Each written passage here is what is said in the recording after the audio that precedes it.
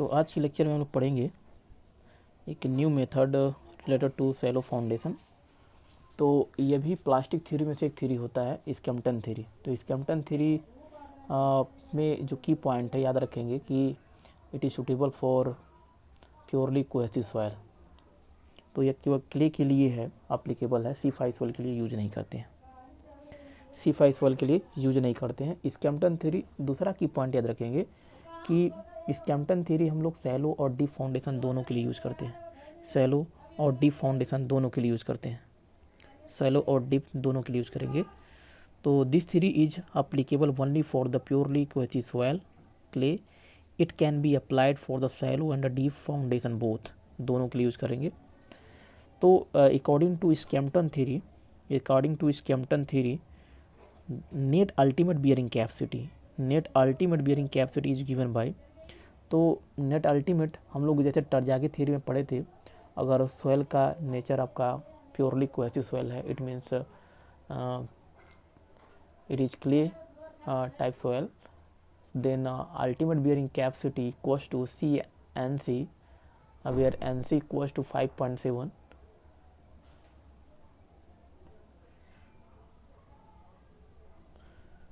where NC equals to 5.7 plus gamma DF। तो अगर हम लोग टरजागी के according net ultimate bearing capacity calculate करते तो वहाँ पे आता CNC, where NC equals to 5.7।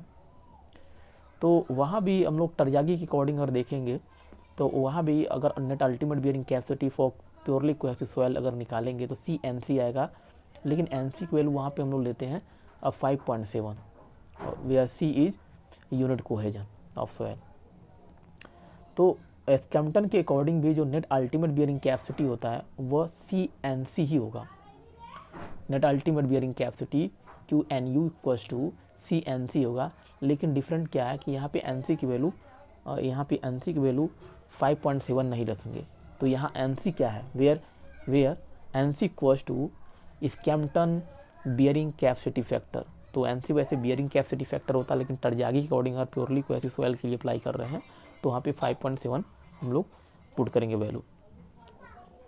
स्कैम्पटन में ये वैल्यू फिक्स नहीं है, तो स्कैम्पटन मेथड में हम लोग NC की वैल्यू कैलकुलेट करते हैं। तो NC यहाँ होता है Skempton bearing capacity factor, which is depend upon only DF upon B ratio.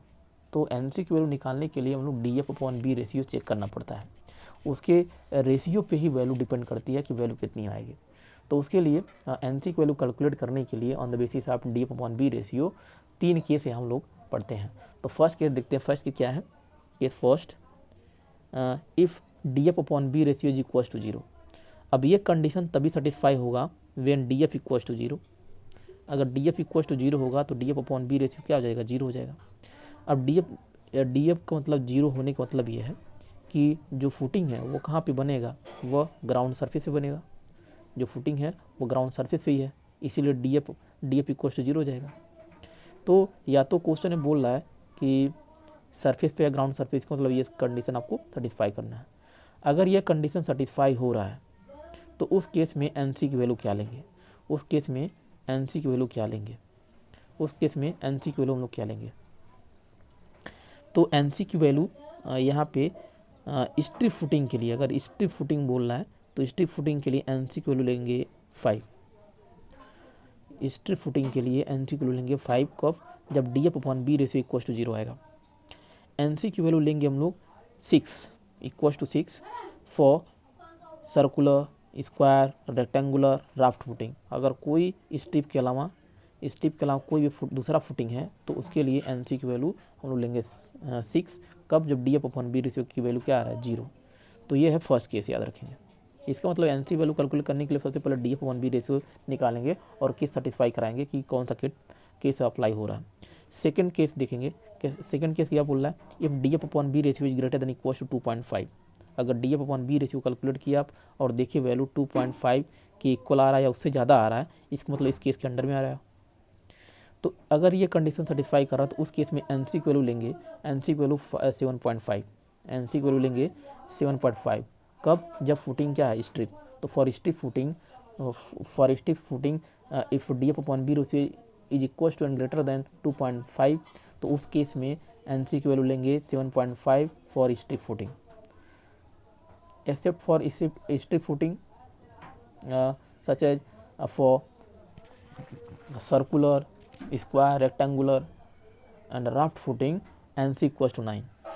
तो एन सी की वैल्यू 9 लेंगे कब, जब स्ट्रिप के अलावा कोई दूसरा फुटिंग होगा, सर्कुलर, स्क्वायर और रेक्टेंगुलर या राफ्ट होगा, तो उस केस में हम लोग वैल्यू लेंगे एन सी इक्वल टू 9।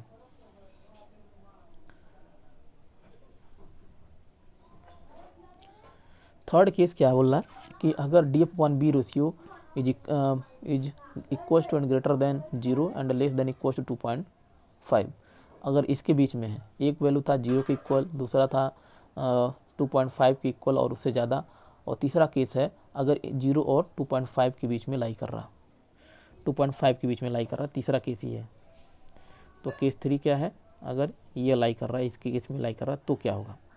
तो अगर स्ट्रिप फुटिंग है तो उस केस में हम लोग पहले वाले केस से कंपेयर करेंगे वैल्यू याद रखने के लिए। तो N C equal to strip footing के लिए एन सी की वैल्यू अगर D F upon B ratio, अगर D F upon B equal to 0 था तो एन सी की वैल्यू क्या होता था 5 फॉर स्ट्रिप फुटिंग। तो लेकिन अगर ये 0 से 2.5 के बीच में लाई कर रहा तो उस केस में ब्रैकेट के अंदर ये वैल्यू बढ़ जाएगा। ब्रैकेट के अंदर क्या वैल्यू होगा, वो होगा 1 plus 0.2 D F upon B for strip footing.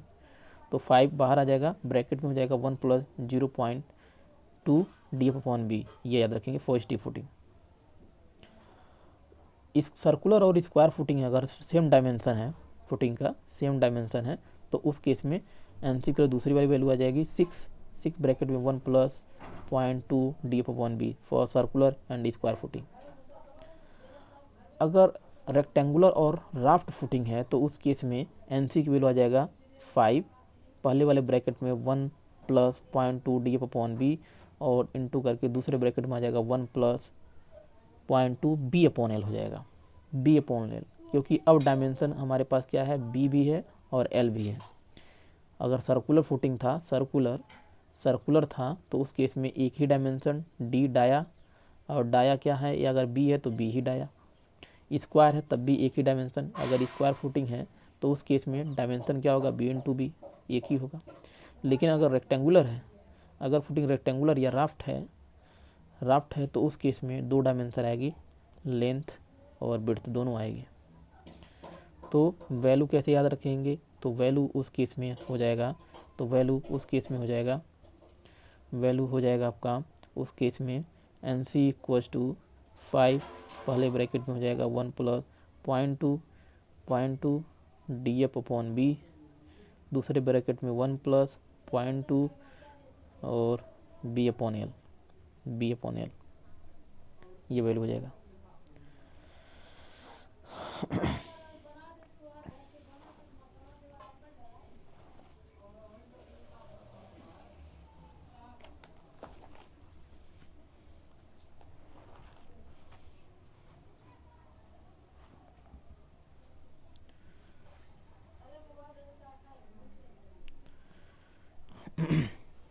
अभी कर्व से भी ये वैल्यू रिलेट कर सकते हैं। जैसे D F upon B ratio की 0 वैल्यू है और यहाँ पे 2.5 है और एन सी की वैल्यू है, तो अगर 0 की इक्वल है तो उस केस में एन सी की वैल्यू याद रखेंगे 5 और 6 है, और 5 और 6 है। अब पहली वाली वैल्यू फॉर स्ट्रिप और 6 वाली वैल्यू कितना है for other type of footing. अगर D F upon B ratio की value greater than equal to 2.5 है तो उस केस में याद रखेंगे ये वाली वैल्यू लेना है। तो ये वाली वैल्यू क्या था, पहली वाली वैल्यू 7.5, दूसरी वाली वैल्यू क्या 9 था। अगर इन दोनों के बीच 0 और 2.5 के बीच में लाई कर रहा है तो उस केस में वैल्यू याद रखेंगे। तो 5 बाहर ब्रैकेट के अंदर 1 plus 0.2 D F upon B for strip footing, 6 लेंगे, 6 ब्रैकेट में 1 plus 0.2 D F upon B circular square के लिए। तो ये वैल्यू याद रखेंगे, ये कर्व उस वैल्यू को रिलेट करता है।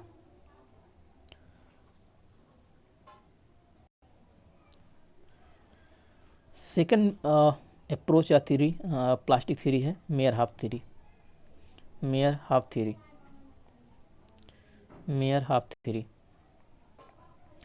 तो मेयर हाफ थ्योरी एक तरीक़ा से अभी रिसेंट थ्योरी माना जाता है, यानी यह जनरलाइज फॉर्म है। बाकी जो थ्योरी हैं टरजागी थ्योरी या प्रांडल थ्योरी या स्कैम्पटन थ्योरी, तो उन सभी को मॉडिफाई करके मर्ज करके ये थ्योरी और रिसेंट ट्रेंड पे बनाया गया है। बहुत सारे जो फैक्टर्स हैं, जम्पन्स हैं, उनको इंक्लूड करके और उनका जो कंक्लूजन है उसके बेसिस पे बनाया गया है। तो यह एक जनरलाइज थ्योरी है, और इसमें इसमें 3 फैक्टर को हम लोग इंक्लूड कर लिए इस थ्योरी में। अदर थ्योरी के कंपेयर में 3 फैक्टर इंक्लूड किए हैं। पहले जो फैक्टर होता है उसको बोलते हैं सेफ फैक्टर, दूसरा जो फैक्टर होता है उसको बोलते हैं डेप्थ फैक्टर, और तीसरा जो फैक्टर होता है उसको बोलते हैं इंक्लिनेशन या स्लोप फैक्टर। तो 3 फैक्टर को इंक्लूड किए हैं। तो इसमें देखेंगे तो मेयर हाफ थ्योरी ये C5 के लिए, जैसे टरजागी थ्योरी C5 के लिए होता था, तो ये भी C5 के लिए है। तो this theory is most generalise in which shape factor, depth factor and inclination factor are used to account for the shape of footing। अब शेप फैक्टर किस लिए यूज़ करते हैं? शेप ऑफ फुटिंग के लिए, यानी उसकी शेप क्या है, फुटिंग की शेप क्या है, तो शेप ऑफ फुटिंग। और सेकंड फैक्टर था डेप्थ फैक्टर, तो डेप्थ है वेरिएशन ऑफ डेप्थ, तो डी एफ किस तरह से वेरी कर रहा है, कहाँ पे है, तो उसके लिए हम लोग फैक्टर यूज करते हैं, उसको बोलते हैं डेप्थ फैक्टर। तो डेप्थ फैक्टर क्या इंडिकेट करता है? Variation of depth. And inclination factor, inclination of, ये क्या बताता है? ये बताता है इंक्लिनेशन ऑफ सोयल फिलिंग, जो सराउंडिंग सोयल है वो उसका स्लोप क्या है, कि किस एंगल पे है, हॉरिजॉन्टल है, प्लेन है, किस तरह से है। तो ये स्लोप के लिए, सराउंडिंग सोयल के लिए यूज करते हैं। इसके बाद जो कुछ जो चेंजिंग है स्ट्रेस इफेक्ट का है, जैसे इसमें जो शियर इफेक्ट है या जो लोड का इफेक्ट है, या जिसको हम बोलते हैं स्ट्रेस इफेक्ट या जोन ऑफ स्ट्रेस, तो यह आपका फुटिंग की एज से जनरेट होता है, फुटिंग की एज से जनरेट होगा, और ये जनरेट होकर के ये ग्राउंड लेवल तक जाता है। तो वेरिएशन बहुत हाई डेप्थ तक है इसमें, स्ट्रेस जोन का जो इफेक्ट है इसके में वेरिएशन हाई डेप्थ तक है। जबकि टरजागी थ्योरी में हम लोग पढ़े थे सबसे ज़्यादा वेरिएशन अगर स्ट्रेस जोन का होता है तो वो जनरल शियर फेलियर के केस में होता है। लेकिन टरजागी ने जो किया था कि जो शियर फेलियर है या स्ट्रेस जोन का इफेक्ट है या इफेक्ट ऑफ लोड है कह सकते हैं, उसका इफेक्ट होता है फाउंडेशन की एज से जनरेट होता है, बिलो द फाउंडेशन एज, और वह फाउंडेशन लेवल तक जाता है, फाउंडेशन लेवल। लेकिन मेयर हाफ थ्योरी में मतलब लार्ज डेप्थ तक ये वेरी करता है जोन, स्ट्रेस जोन या कह सकते हैं इफेक्ट ऑफ स्ट्रेस। तो उसका बिलो द फाउंडेशन एज से जनरेट होगा और ग्राउंड लेवल तक जाता है, तो काफ़ी डेप्थ तक जाता है। इसलिए जो मेयर हाफ थ्योरी है वो सैलो फाउंडेशन और डीप फाउंडेशन के लिए हम लोग यूज करते हैं, जबकि टरजागी थ्योरी में ऐसा नहीं था, इसीलिए टरजागी थ्योरी केवल सैलो फाउंडेशन के लिए यूज करते हैं। तो वही इसमें नोट में मेंशन है, the stress zone is considered to be extended up to the ground level, therefore this theory is applied for shallow and deep foundation both. Whereas Tarjagi considered the stress zone to be extended up to the foundation level only, therefore this is reason for Tarjagi theory is used, Tarjagi theory applied for the shallow foundation only। तो यह basic reason है। अब अगर mayor half theory हम लोग apply कर रहे हैं, मेयर हाफ मेथड्स, तो उसके अकॉर्डिंग जो बियरिंग कैपेसिटी हम लोग निकालेंगे तो उसका फार्मूला क्या होगा, उसके लिए एक्सप्रेशन क्या होगा। जैसे टरजागी थ्योरी के लिए हम लोग एक्सप्रेशन पढ़े थे, तो मेयर हाफ थ्योरी या मेथड अप्लाई कर रहे हैं तो उसके अकॉर्डिंग फार्मूला एक्सप्रेशन क्या होगा। तो अब जैसे टरजागी के अकॉर्डिंग हम लोग अल्टीमेट बियरिंग कैपेसिटी का फार्मूला पढ़े थे, ऐसे मेयर हाफ के अकॉर्डिंग भी अल्टीमेट बियरिंग कैपेसिटी कैलकुलेट करने का फार्मूला होता है। बस चेंजिंग कहाँ पे है, बियरिंग कैपेसिटी फैक्टर का, चेंजिंग यहाँ पे है बियरिंग कैपेसिटी फैक्टर का। तो द बियरिंग कैपेसिटी फैक्टर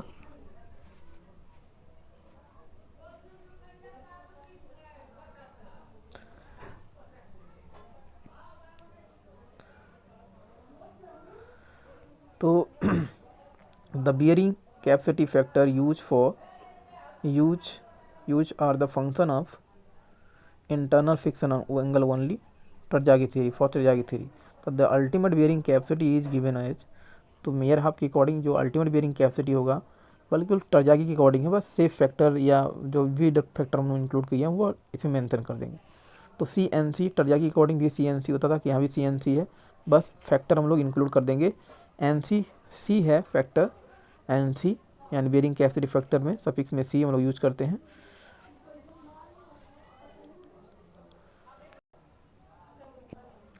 तो यहाँ पे हो जाएगा S C D C I C, S C D C I सी।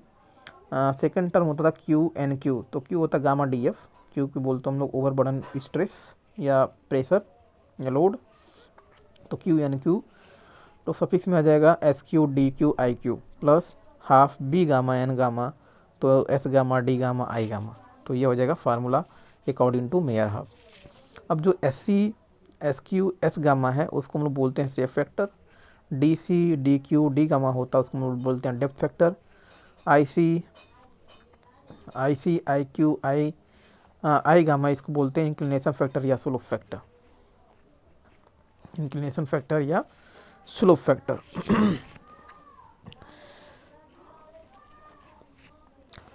अब बियरिंग कैपेसिटी फैक्टर जो हम लोग पढ़े थे, बियरिंग कैपेसिटी फैक्टर, तो एन फाइव इक्वल टू होता था 10 स्क्वायर 40 प्लस 5 45 प्लस 5/2, ये फार्मूला था इन्फ्लुएंस फैक्टर का, इन्फ्लुएंस फैक्टर का, इन्फ्लुएंस फैक्टर हम लोग पढ़े थे। तो यहाँ पे मेयर हाफ और टर्जागी में अगर कंपेयर करेंगे बियरिंग कैपेसिटी फैक्टर का, बियरिंग कैपेसिटी फैक्टर, तो एन सी की वैल्यू और एन गामा की वैल्यू सॉरी एन क्यू की वैल्यू ये सेम होगा, दोनों में ये सेम होता है, मेयर हाफ में और टर्जागी में केवल एन गामा की वैल्यू दोनों में चेंज होता है, टर्जागी के अकॉर्डिंग अलग है और मेयर हाफ के अकॉर्डिंग अलग होता है। तो अगर एन फाइव हमें पता है इन्फ्लुएंस फैक्टर की वैल्यू, तो एन क्यू की वैल्यू होती थी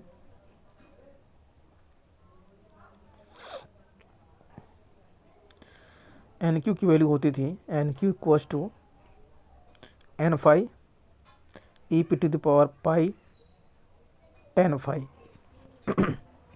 यह होता था एन क्यू का फार्मूला। एन क्यू का फार्मूला, एन सी का फार्मूला होता था कॉट फाइव एन क्यू -1, और एन गामा का फार्मूला होता था 1.8 कॉट की जगह 10 फाइव और एन क्यू -1, ये फार्मूला था। अब मेयर हाफ में मेयर हाफ में आपका N C and N Q तो सेम रहेगा, लेकिन एन गामा की वैल्यू चेंज है, यहाँ पे आ जाएगा 1.8 की जगह 1.4 10 फाइव एन क्यू -1, ये फार्मूला होता है।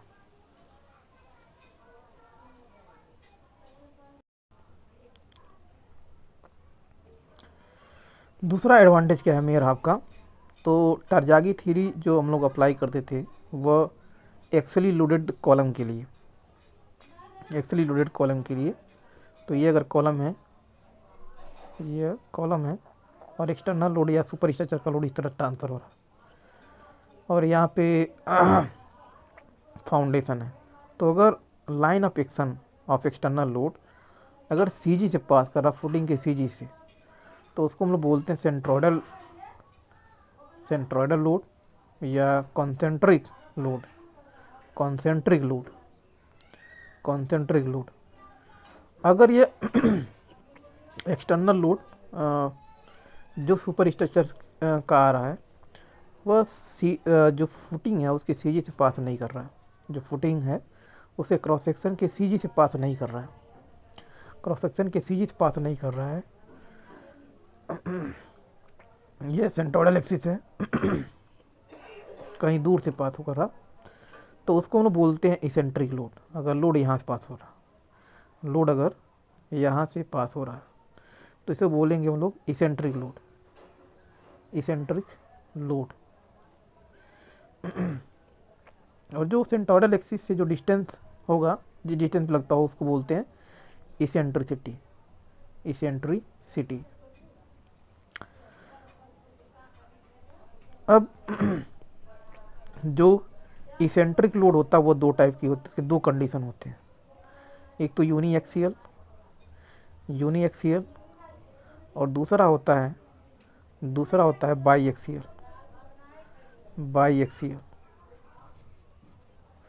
यूनी एक्सियल और बाई एक्सियल दो होता है कंडीशन।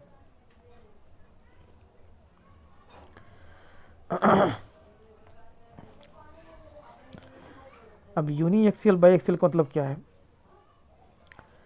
तो अगर ये आपका क्रॉस सेक्शन है फुटिंग का और सी जी ये हो गया, तो दो एक्सिस इससे सिमेट्रिक एक्सिस ड्रॉ कर सकते हैं हम लोग। ये अगर एक्स एक्स हम लोग ले रहे हैं, ये वाई वाई हो गया। तो अगर किसी एक एक्सिस पे लोड लग रहा है, इसेंट्रिक लोड, या तो एक्स एक्सिस पे यहाँ पे लग रहा है या तो वाई एक्सिस पे लग रहा है, केवल एक एक्सिस पे लग रहा है, किसी एक सिमेट्रिकल एक्सिस पे लग रहा है, तो उस केस में बेंडिंग जो होगा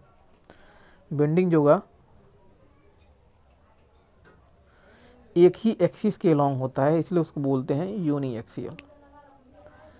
एक्सियल बोलते हैं।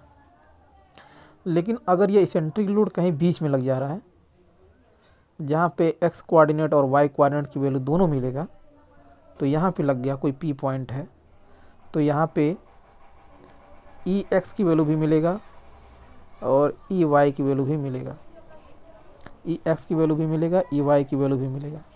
तो उसको बोलते हैं बाई एक्सियल इसेंट्रिक लोड।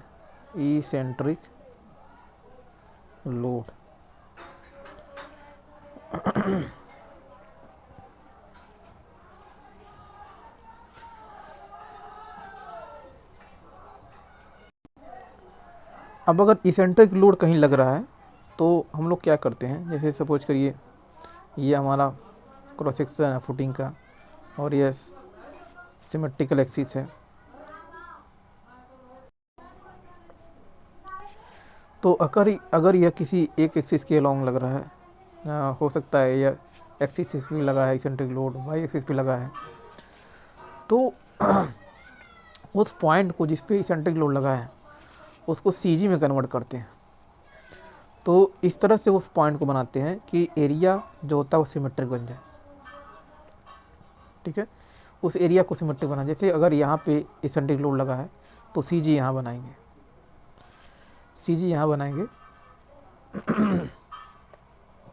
और उसके अकॉर्डिंग जो एरिया है उसको सिमेट्रिक बनाते हैं। ऐसे नीचे का डायग्राम जो एग्जांपल दिया उसको समझते हैं।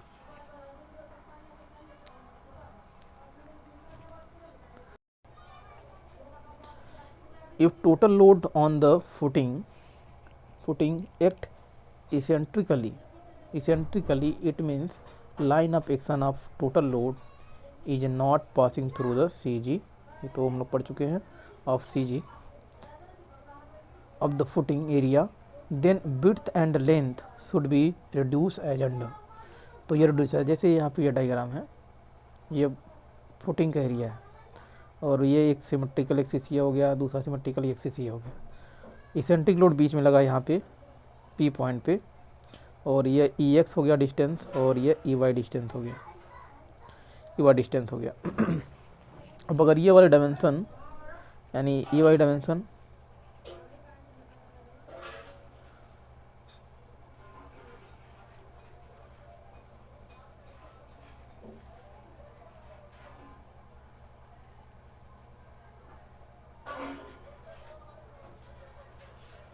अगर ये वाले डायमेंशन हम लोग ले रहे हैं लेंथ एलॉन्ग लेंथ और ये वाले डायमेंशन हम लोग ले रहे हैं एलॉन्ग विड्थ, तो सी जी पहले यहाँ है, और ये ई वाई है, तो यह डिस्टेंस निकालेंगे तो आ जाएगा यहाँ से ये वाला डिस्टेंस पूरा कितना है L/2 और L/2 माइनस L/2 माइनस कर क्या कर देंगे ई वाई, तो इतने डिस्टेंस ई वाई हो जाएगा। अब चूंकि इसको सी जी बनाना है और इसके ऊपर डिस्टेंस कितना है L/2 ई वाई, तो नीचे भी सी जी बनाएंगे तो नीचे भी उतने डिस्टेंस लेंगे, कितना L/2 माइनस ई वाई। तो अगर यहाँ पे हम लोग इफेक्टिव लेंथ अगर निकाल रहे हैं, इफेक्टिव लेंथ, तो क्या होना चाहिए 2 times L/2 minus E Y, ये हो जाएगा।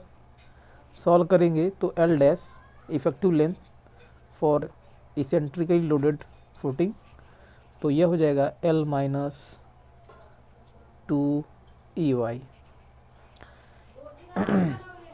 इसी तरह से इफेक्टिव ब्रेड्थ निकालेंगे अगर, तो effective breadth B dash equals to, तो बी माइनस 2 ई एक्स, ये वैल्यू आ जाएगा।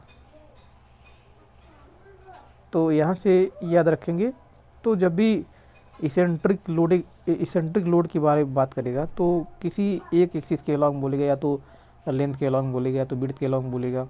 तो अगर ब्रेड्थ के अलॉन्ग बोल रहा है तो बी इफेक्टिव ब्रेड्थ की वैल्यू जहाँ पे बी होगा वहाँ बी डैश करना पड़ेगा। तो जहाँ पे एल है फार्मूले में, जो भी हम लोग प्रीवियस फार्मूले पढ़े हैं, तो वहाँ पे बी की जगह बी डैश पुट कर देंगे, एल के डैश एल डैश कर देंगे, ये चेंजिंग हो जाएगी। और इफेक्टिव एरिया जहाँ पे पुट करना होगा, जहाँ इफेक्टिव एरिया पुट करना होगा वहाँ आपको पुट करना पड़ेगा B dash into L dash, ये हो जाएगा इस अंडर लोडर के लिए। तो अगर इसके फॉर्म में हम लोग ultimate load, ultimate bearing capacity का फार्मूला लिखेंगे, तो ultimate bearing capacity equal to C N C S C D C I C Q N Q S Q D Q I Q plus half B dash हो जाएगा, B का B dash N gamma B gamma N gamma और S gamma D gamma I gamma, ये हो जाएगा।